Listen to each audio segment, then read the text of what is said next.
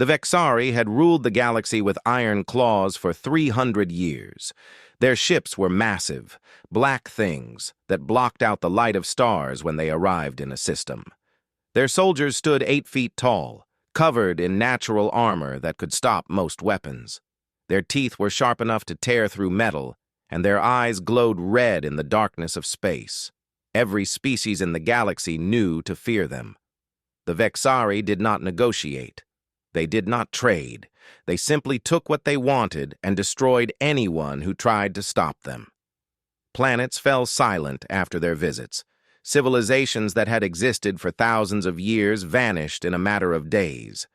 The Galactic Council, made up of the remaining free species, could do nothing but watch and hope the Vexari would not come for them next. Commander Thrak stood on the bridge of his warship, the Crimson Terror, and looked at the small blue planet on his screen. It was a human colony world called New Eden. The humans were a strange species. They had appeared in the galaxy only 200 years ago, spreading slowly from their home world called Earth. They were soft creatures, small and fragile compared to most species. They had no claws, no natural armor, no venom. They should have been easy prey. But the humans had been left alone. Not because the Vexari feared them, but because they simply did not seem worth the effort. The humans kept to themselves. They did not join the Galactic Council. They did not form alliances. They did not threaten anyone. Their military was small, their weapons seemed basic, and their ships were unremarkable. They were like quiet mice hiding in the corner while giants fought around them. Thrak had decided it was time to change that. His fleet needed supplies, and New Eden was a farming world. It had food, water, and resources that his ships required. More importantly, it would be an easy victory. His soldiers were bored after months in space, and they needed blood. Human blood would do just fine. The fleet dropped out of faster-than-light travel above New Eden. There were 12 warships in total, each one capable of destroying a small moon. The humans had only 3 defense stations orbiting their planet, and those were more like observation posts than real military bases. Thrak almost laughed at how easy this would be. The human governor sent a message within minutes. Her name was Sarah Chen, and she appeared on his screen looking calm and composed. She was a middle-aged woman with gray in her hair and lines on her face. She did not look afraid, which annoyed Thrak slightly. Governor Chen spoke slowly and clearly. She asked what the Vexari wanted. She offered to negotiate. She said that New Eden was a peaceful world with no military value. She requested that Thrak contact Earth before taking any action. There were protocols, she said. There were agreements. Thrak cut the transmission without responding. He had no interest in human protocols or agreements. He gave the order to begin the assault. His ships opened fire on the defense stations, and they exploded within seconds. Transports filled with soldiers launched toward the planet's surface. The invasion of New Eden had begun. The ground assault went exactly as Thrak expected. The human settlers had almost no weapons. They ran and hid in their homes as Vexari soldiers marched through their streets. Some tried to fight back with farming tools and hunting rifles, but they were cut down without mercy. The soldiers laughed as they killed. This was too easy. This was not even sport. The capital city fell within hours. Governor Chen was captured and brought before Thrak in chains. She still did not look afraid, which continued to bother him. Most species begged for mercy at this point. They cried and screamed and promised anything. But this human just looked at him with cold, steady eyes. Thrak ordered his soldiers to make an example of the city. They burned buildings. They destroyed vehicles. They gathered the surviving humans in the central square and made them watch as their world was torn apart around them. Thrak wanted the rest of the galaxy to see what happened to those who failed to prepare for Vexari conquest. It was during this display of power that everything changed. A small child broke away from the group of prisoners. She was perhaps 6 years old, with brown hair and a torn dress. She ran toward a burning building, crying out for her mother. A Vexari soldier raised his weapon and fired without thinking. The child fell to the ground and did not move again. For a moment, everything was silent. The other humans stared at the small body. Governor Chen closed her eyes and took a deep breath. When she opened them again, something had changed in her expression. The calm was still there, but now it was different. It was the calm before a storm. She looked directly at Thrak and spoke in a quiet voice. She said that the Vexari had just made the worst mistake in the history of their empire. She said that until now, humanity had chosen peace. They had chosen to stay quiet and small because they knew what they were capable of. They knew what lived inside them. And now the Vexari had woken it up. Thrak laughed at her words. This soft, weak creature was threatening him. Her people could not even defend a simple farming colony. What could they possibly do against the might of the Vexari Empire? Governor Chen smiled, and it was not a pleasant smile. She said that Thrak would find out soon enough. She said that a message had already been sent to Earth. She said that when humans built their first cities, they had to fight for survival against predators with bigger teeth and sharper claws. She said that humans had won. She said that humans always won. Thrak ordered her execution, but before the soldier could act, something strange happened. Every screen on his ship flickered. Every communication system activated at once. A message appeared in simple text that every Vexari could read. The message was from Earth. It said only this: "You killed one of our children. The consequences will be absolute." Thrak felt something he had not felt in many years. It was a tiny spark of uncertainty buried deep in his chest. He crushed it immediately. The humans were bluffing. They had to be bluffing. Their fleet was small. Their weapons were basic. They could not possibly challenge the Vexari Empire. He ordered his fleet to prepare for the journey home. They would take what they needed from New Eden and leave before any human reinforcements could arrive.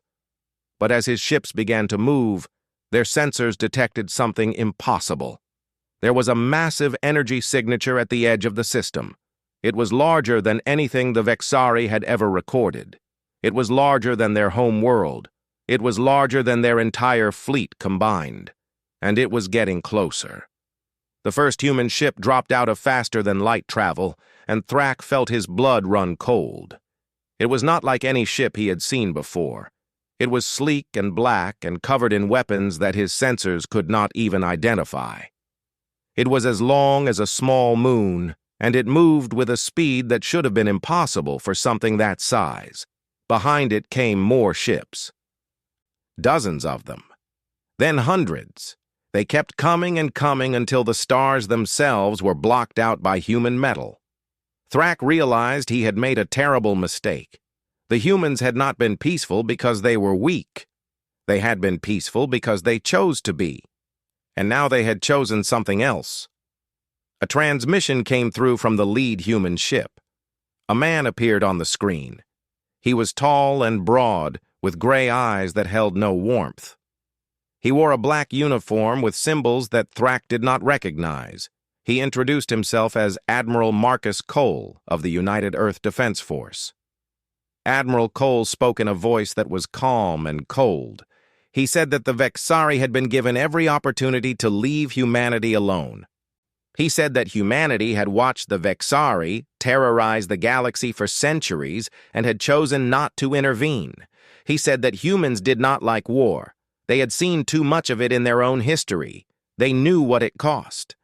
But the Vexari had made a choice today, the Admiral continued. They had chosen to attack a human world.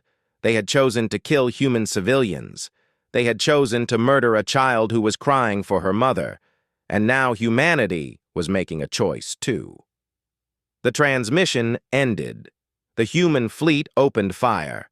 Thrak had never seen weapons like these, beams of energy that cut through Vexari armor like it was paper, missiles that seemed to know exactly where to strike for maximum damage, electronic warfare that shut down his ship's systems one by one. His fleet tried to fight back, but their weapons seemed to pass right through the human ships without doing any damage. In less than 10 minutes, 11 of his 12 warships were destroyed. The Crimson Terror was the only one left, and it was crippled. Engines dead, weapons offline, life support failing. Thrak sat in his command chair and watched as human boarding pods attached to his hull. The doors to his bridge exploded inward. Human soldiers poured through, moving with a precision and coordination that was almost frightening. They were not as tall as Vexari warriors, but they moved faster. Their armor was covered in strange patterns that seemed to bend light around them. Their weapons hummed with energy that made Thrak's teeth ache. They killed every Vexari on the bridge except Thrak. He was left alive, sitting in his chair, surrounded by the bodies of his officers. Admiral Cole walked through the door a moment later, stepping over the dead without looking down. The Admiral stopped in front of Thrak and looked at him for a long moment. Then he spoke again in that same cold voice. He said that Thrak was going to live. He was going to be sent back to the Vexari homeworld with a message. And the message was simple. Humanity was no longer watching from the corner. Humanity was no longer pretending to be weak. Every species the Vexari had conquered, every world they had destroyed, every life they had taken. Humanity knew about all of it. And humanity had decided it was time for the Vexari to answer for their crimes. Admiral Cole leaned closer, and his gray eyes seemed to glow in the dim light of the dying bridge. He said that the Vexari had terrorized the galaxy for 300 years. He said that humanity was going to end that terror in 3 months. And if the Vexari did not surrender unconditionally, humanity would not just defeat them, humanity would erase them from existence so completely that future civilizations would think they were just a myth. Thrak wanted to speak. He wanted to threaten, to bargain, to do something. But his voice would not work. For the first time in his life, he was truly afraid. Not of death, but of something worse. He was afraid of the cold certainty in the human's eyes. He was afraid that every word the Admiral spoke was the absolute truth. The humans left him alone on his ruined bridge. A small shuttle was provided to take him home. As Thrak flew away from his destroyed fleet, he looked back at the human armada. It was already moving toward Vexari space, a wall of black metal and impossible weapons that stretched across the stars. He had come to New Eden looking for easy prey. Instead, he had awakened something that the galaxy had never seen before. He had awakened the true face of humanity, and now the Vexari Empire was going to burn. The message spread across the galaxy faster than light itself could travel. Every species with access to interstellar communication heard the same news. The humans had destroyed a Vexari war fleet in under 10 minutes. The humans were coming for the Vexari homeworld. The humans were angry. Ambassador Szeth of the Corvani people sat in his office on the diplomatic station and read the reports 3 times. He could not believe what he was seeing. The Corvani were one of the founding species of the Galactic Council. They had watched the Vexari rise to power. They had seen empires fall and civilizations crumble under those iron claws. And now the humans, those strange, soft creatures that everyone had ignored for 2 centuries, were doing what no one else had dared to attempt. Szeth had met humans before. He remembered thinking how fragile they looked. Their skin bruised so easily. Their bones broke under pressure that would barely scratch a Corvani. They needed specific temperatures to survive, specific air mixtures to breathe, specific food to eat. They seemed so limited compared to other species. But Szeth also remembered something else about those meetings. He remembered the look in human eyes. There was something behind that soft exterior that he could not quite name. It was not aggression, exactly. It was more like a sleeping fire, a furnace that had been banked down but never extinguished. He had dismissed it at the time as just another cultural quirk. Now he understood what it really was. The Galactic Council called an emergency session within hours. Representatives from 47 species gathered in the Great Hall, all of them talking at once. Some demanded that the council intervene to stop the humans. Others argued that humanity should be left alone to fight its own battles. A few quietly suggested that perhaps the council should join the humans in their war. High Speaker Morath, the elderly leader of the council, called for silence. She was a member of the Telvanni, a species known for their wisdom and long lives. She had led the council for nearly a century, always counseling caution and patience. But today her voice trembled when she spoke. She asked if anyone truly understood what they were witnessing. She said that the humans had hidden their true capabilities for 200 years. They had built an armada that rivaled the combined fleets of every council species. They had developed weapons that made Vexari technology look primitive, and they had done all of this in secret, while pretending to be a minor power of no importance. A young representative from the Dreth species demanded to know why. Why would the humans hide such power? Why would they let the Vexari terrorize the galaxy when they could have stopped it at any time? What game were these creatures playing? The answer came from an unexpected source. Dr. Talia Morgan, the human observer to the council, stood up from her seat in the back of the hall.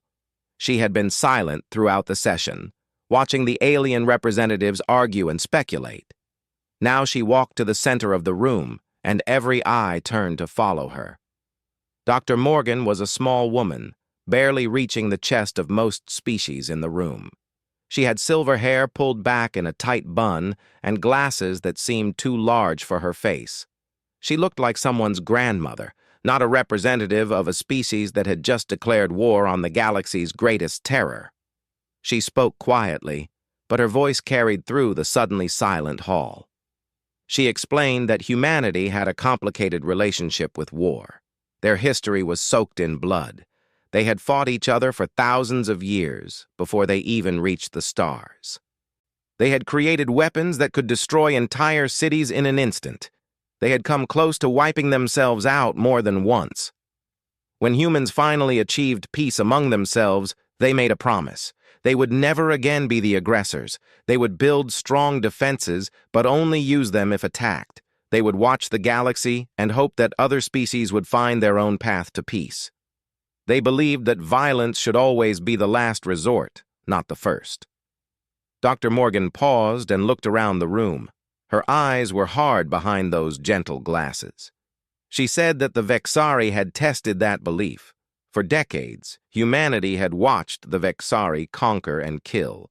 They had documented every atrocity, recorded every massacre, and stored the evidence for a day they hoped would never come. But then New Eden happened.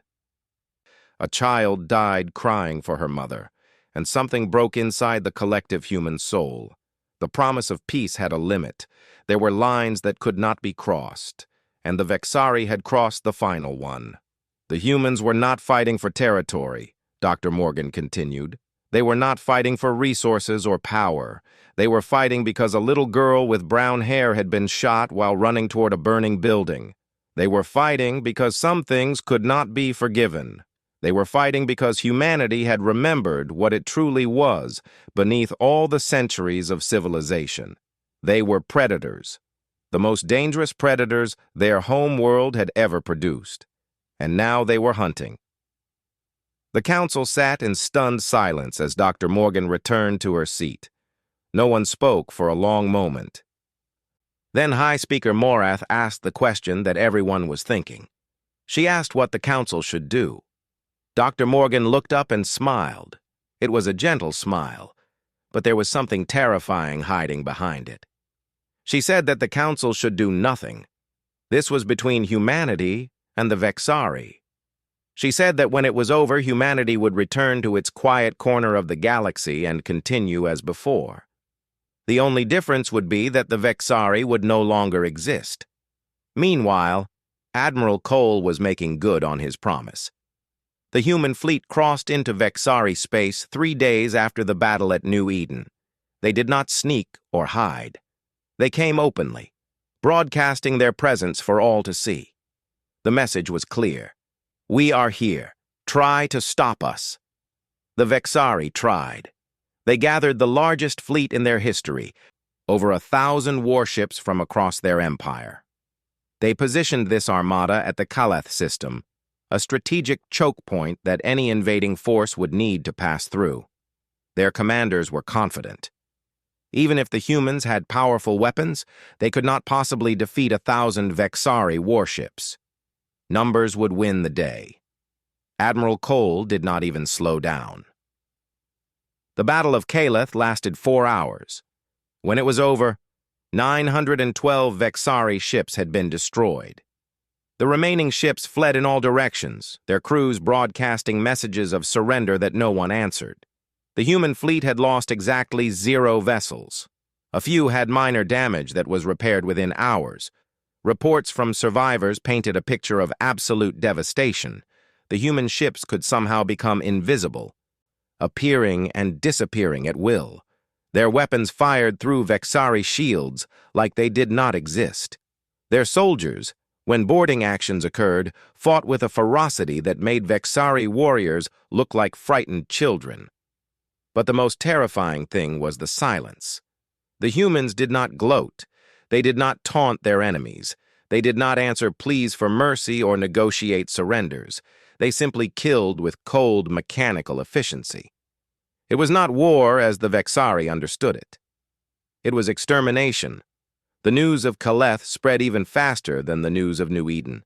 Species that had lived in fear of the Vexari for generations began to hope for the first time in centuries. Occupied worlds started to resist, knowing that help was finally coming. The great empire that had seemed invincible was suddenly revealed to be nothing more than a house of cards waiting to collapse. Emperor Vexath, ruler of the Vexari, called a war council in his palace on the homeworld. He was an ancient creature, scarred by countless battles, feared by his own people as much as by his enemies. He had conquered more worlds than anyone could count. He had never lost a war. But as he listened to his admirals describe the disaster at Kaleth, even Vexath felt something cold growing in his chest. He asked how this was possible. The humans had been watching for 2 centuries. His spies had infiltrated their worlds. His intelligence officers had studied their technology. Everything they had learned suggested the humans were weak, primitive, barely worth noticing. One of his advisors, an old female named Shrath, spoke up. She had spent her career studying alien species, trying to understand their strengths and weaknesses. She said that the Vexari had made a fundamental error. They had assumed that what they could see was all there was to see. The humans had shown the galaxy exactly what they wanted the galaxy to see. Every piece of intelligence the Vexari had gathered was either planted or allowed. The humans had been playing a game so deep and so long that no one had even realized it was happening. They had made themselves look weak on purpose so that anyone who attacked them would underestimate them completely. Vexath demanded to know how powerful the humans really were. Shrath admitted that no one knew. The weapons they had shown at New Eden and Kaleth might be their best, or they might be holding back even more. There was no way to tell with a species that had hidden so successfully for so long. The Emperor made a decision. He would gather every ship, every soldier, every weapon in the Empire, and make a stand at the home world. If the humans could be stopped anywhere, it would be there. And if they could not be stopped, then at least the Vexari would die fighting rather than running. But even as Vexath prepared his final defense, the human fleet continued its advance. They did not just destroy military targets. They liberated occupied worlds. They freed slave populations that had been under Vexari control for generations. They provided food and medicine to species that had been starving under alien rule. And everywhere they went, they left behind the same message. Humanity remembers. Humanity protects. Humanity will never forget what the Vexari did. This was not just a war of revenge, it was a war of justice. Every species that had suffered under Vexari claws would see their tormentors brought down. Admiral Cole gave interviews to galactic media outlets as his fleet advanced. He spoke calmly and clearly about human goals. He explained that humanity did not seek to become the new rulers of the galaxy. They did not want tribute or territory or power. They wanted only one thing. They wanted the Vexari to answer for 300 years of cruelty. A reporter asked him about the child who had died on New Eden, the girl whose death had started this war. Admiral Cole was silent for a long moment before answering. He said that her name was Emma Torres. She was 6 years old. She liked to draw pictures of flowers and dreamed of being a starship pilot when she grew up. Her mother had died in the fire she was running toward. Her father had died trying to protect her. She had no family left to mourn her, but Admiral Cole said that every human mourned her now. Her picture hung in the command center of his flagship. Her name was written on every missile fired by his fleet. She was not just one child anymore. She was every child who had ever been killed by Vexari cruelty. She was every innocent life cut short by alien aggression. The humans were not fighting for revenge, the Admiral explained. Revenge was selfish, personal, small. They were fighting for something bigger. They were fighting to make sure that no child anywhere in the galaxy would ever die the way Emma Torres had died. They were fighting to end the Vexari threat forever. When the interview ended, species across the galaxy looked at humanity with new eyes. These soft, fragile creatures had hidden depths that no one had suspected. They had power that could reshape the stars, and they were using that power not for conquest, but for justice. The Galactic Council held another emergency session. This time, the debate was different. No one suggested trying to stop the humans anymore. Instead, the question was whether to help them, whether to join this strange crusade against the Empire that had terrorized them all for so long. High Speaker Morath listened to the arguments on both sides. Then she made a decision that would change the galaxy forever. She announced that the Galactic Council was officially declaring war on the Vexari Empire. Every member species would contribute what they could to support the human offensive. For the first time in 300 years, the victims were fighting back, and humanity was leading the charge. The Vexari homeworld was called Vexar Prime, a massive planet orbiting a dying red star. For 300 years, it had been the center of the greatest terror the galaxy had ever known. Fleets had launched from its shipyards to conquer innocent worlds. Slaves from 100 species had toiled in its factories. Emperors had sat on thrones made from the bones of defeated enemies. Now it was surrounded.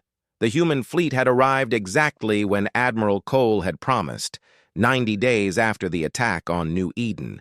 They had swept through Vexari space like a storm of fire and metal, liberating world after world. Behind them came the fleets of the Galactic Council, smaller and less powerful, but adding their numbers to the growing armada of justice. Emperor Vexath stood on the balcony of his palace and watched the sky fill with enemy ships. There were so many that they blocked out the stars, so many that their engines turned the night sky bright as day, so many that even his mighty fleet, the largest ever assembled by his people, looked small in comparison. His generals begged him to surrender. They said that resistance was futile. They said that the humans would show mercy if the Vexari laid down their weapons. But Vexath refused. He had never surrendered in his long life. He would not start now. The final battle began at dawn. Vexari ships rose from the planet's surface to meet the invaders. Defense platforms opened fire with weapons powerful enough to crack moons. Ground-based cannons sent streams of destruction into the sky. Every soldier, every pilot, every warrior who could hold a weapon was called to fight. For a few hours, it seemed like they might actually hold. The human advance slowed. Ships were damaged. Soldiers were killed. The Vexari had centuries of experience in warfare, and they used every trick, every strategy, every desperate measure they knew, but it was not enough. Admiral Cole had studied the Vexari for decades. He knew how they thought, how they fought, how they would react to every situation. He let them believe they were winning. Let them commit their reserves. Let them spread their forces thin. Then he sprung his trap. Human ships that had seemed damaged suddenly came back to life. Hidden squadrons appeared from behind moons and asteroids. Electronic warfare systems activated, turning Vexari communications into static and guidance systems into useless metal. The organized defense became chaos in moments. The human Marines began their ground assault as the space battle raged above. They landed in drop pods that burned through the atmosphere like falling stars. Each pod contained a squad of soldiers in powered armor that made them stronger than any Vexari warrior. They hit the ground running and did not stop. Private James Wong was one of those soldiers. He was 24 years old, born on a space station orbiting Mars. He had joined the military because he wanted to protect people. He had trained for years, preparing for a moment exactly like this one. As his pod crashed through the roof of a Vexari military complex, James thought about Emma Torres. Her picture was saved in his helmet display. Every Marine in the fleet carried that same picture. They had all memorized her face, her name, her story. She was their reason for being here. The fighting inside the complex was brutal. Vexari soldiers were strong and fast and willing to die for their emperor, but the human Marines were faster. Their armor could withstand attacks that would have killed unprotected soldiers 10 times over. Their weapons fired bolts of compressed plasma that melted through Vexari armor like butter. James fought his way through corridor after corridor, stepping over bodies and pushing through barricades. His squad lost 3 members in the first hour. He barely noticed. There was no time for grief. There was only the mission. They reached their objective near midday. It was a shield generator, one of dozens that protected the Imperial Palace from orbital bombardment. If they could destroy it, Admiral Cole's ships could target the palace directly. The war would be over. The generator room was heavily guarded. 100 Vexari soldiers waited inside, knowing that humans would come. They had set up defensive positions, laid traps, prepared for a siege that could last days. James and his remaining squad members hit them like a thunderbolt. The battle lasted 12 minutes. When it was over, the generator was destroyed and every Vexari in the room was dead. James had taken 2 wounds that would have been fatal without his armor's medical systems. He kept fighting anyway. Above the planet, the space battle reached its climax. The Vexari fleet was falling apart, ships destroyed or fleeing or simply shutting down as their crews abandoned hope. Admiral Cole's flagship moved into position over the Imperial Palace, its main weapon charging with energy that made nearby sensors overload. Emperor Vexath received a final transmission from the human admiral. It was short and simple. The admiral said that this was the moment the Vexari had been building toward for 300 years. Every innocent life they had taken, every world they had destroyed, every child they had murdered. It all led here, to this day, to this end.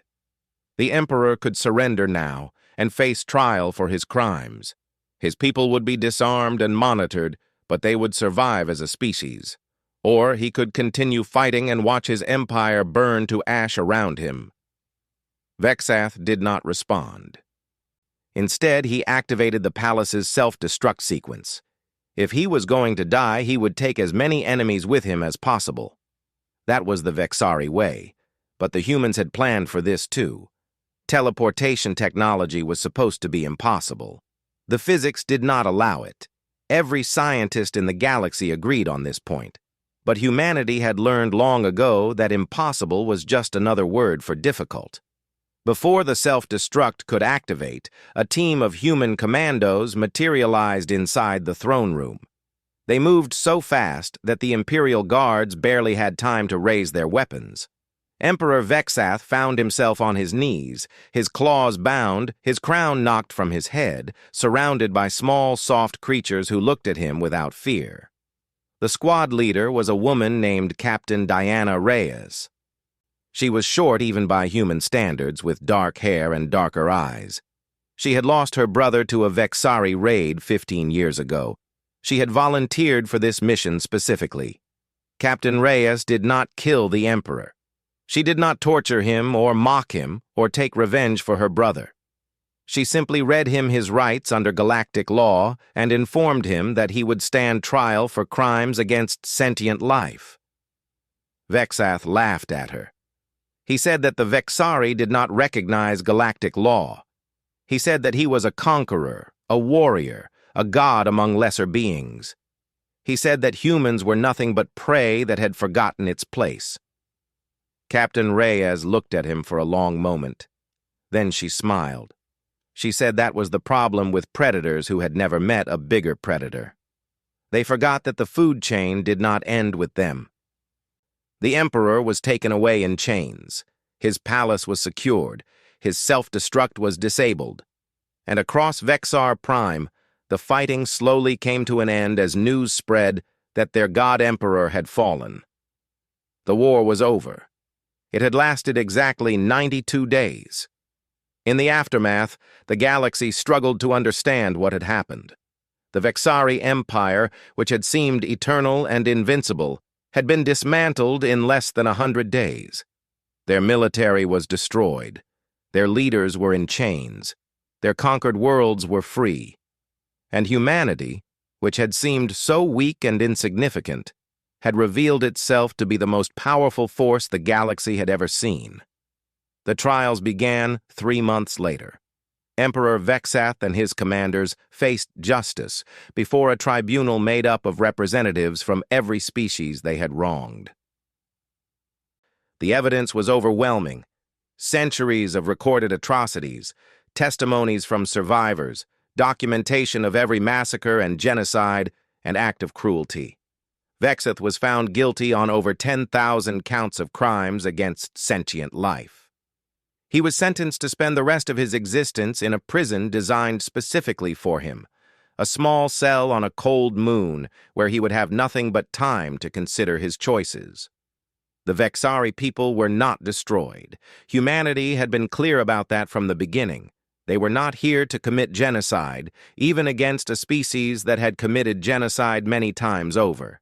The ordinary Vexari, those who had just been living their lives under a brutal regime, would be given a chance to change, but their military was completely dismantled. Their weapons were destroyed. Their empire was divided into supervised territories, each watched over by peacekeeping forces from the Galactic Council. They would have to earn their place in galactic society through generations of good behavior. Admiral Cole gave one final address to the galaxy before returning to Earth. He stood on the bridge of his flagship, looking tired but satisfied. He said that humanity had done what was necessary, nothing more and nothing less. They had stopped a threat that should have been stopped centuries ago. He said that humanity did not want to rule the galaxy. They did not want tribute or worship or fear. They wanted only to go home and live in peace. They wanted to raise their children without worrying about Vexari raiders. They wanted to build and create and explore without looking over their shoulders. The Admiral paused for a moment, and his face softened. He said that they had done this for Emma Torres, for a 6-year-old girl who liked to draw flowers.